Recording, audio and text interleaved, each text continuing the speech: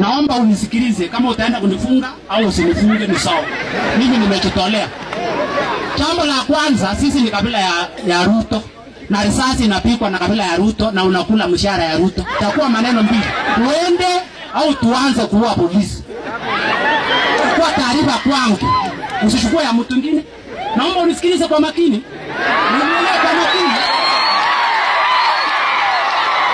Wewe unasimamiwa polisi Kenya mzima. Alafu polisi ameua watu. Nimekuhesabia ya kwanza huko nani ya pili. Alafu jana 6 imekuwa. Ni polisi ina uniform kama ya kwako. Ana G3, ana AK, anapiga mtu risasi, ameungana na DC.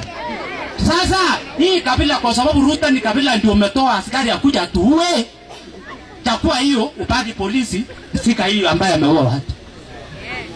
Ukitaka kuishi amani, chukua hii watu uchukue. Alafu la pili